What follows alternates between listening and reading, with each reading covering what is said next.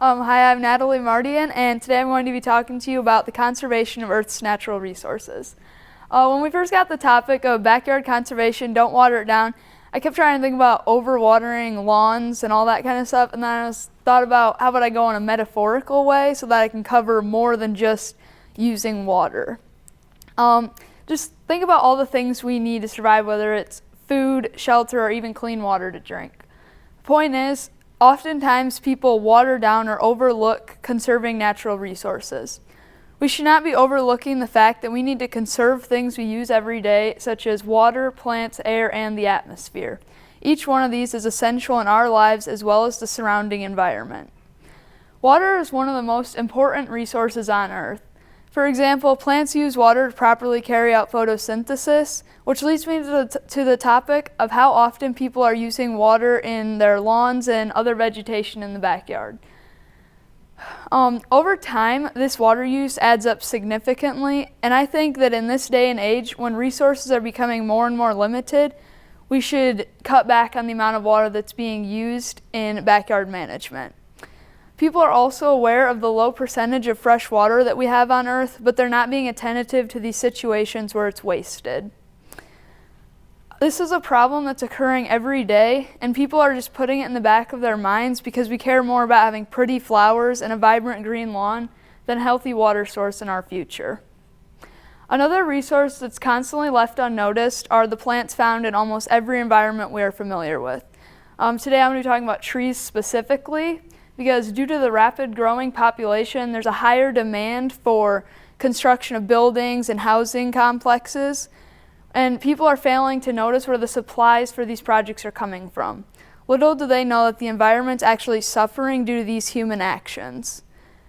Deforestation has dramatically taken a toll on the population of trees in our ecosystems, and honestly, I don't think people really care very much because in the end, they're getting what they need from the environment.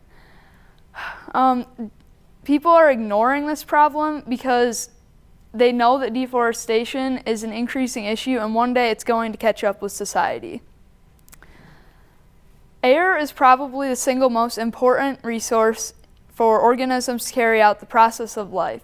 Without air, neither people nor plants and animals could breathe and function properly. However, over time, harsh pollution and toxic emissions have negatively impacted the Earth's air quality. It's astonishing to think that people continue to rapidly pollute the planet each and every day, knowing that it's the same air they're breathing. I think that, like all the other resources I've mentioned, protecting the Earth's air quality is an extremely overlooked or watered down topic in our world today. Scientists are actually trying to do practices to solve the pollution problems on our planet. I think that if others put forth more of an effort for these causes, a solution could be developed. It's all a matter of whether or not people are going to change the way that they operate in their daily lives to see improvement in the air that they breathe. One of the lesser known natural resources on Earth is probably the atmosphere. It provides a place for plants and animals to thrive and survive on the planet. It's basically the barrier between our living biosphere and the vast universe in outer space.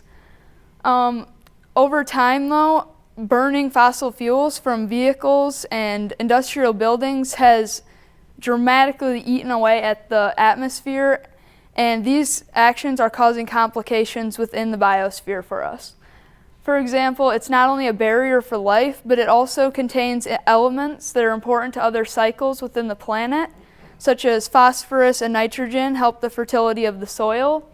And the ozone layer actually protects organisms from the sun's harmful UV rays that are damaging to DNA and genetic material.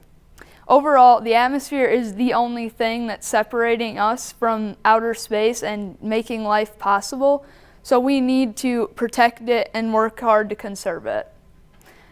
It is arguable that humans are the dominant species who have technologically discovered many advances in society. Yet these advances have also negatively affected the resources on our planet. People should not be watering down or overlooking the fact that we need to conserve things we use every day, like water, plants, air, and the atmosphere. In the end, it's about whether or not people are going to own up to the devastating reality of our actions and make the ultimate sacrifices needed in order to protect the planet in which we live. Thank you.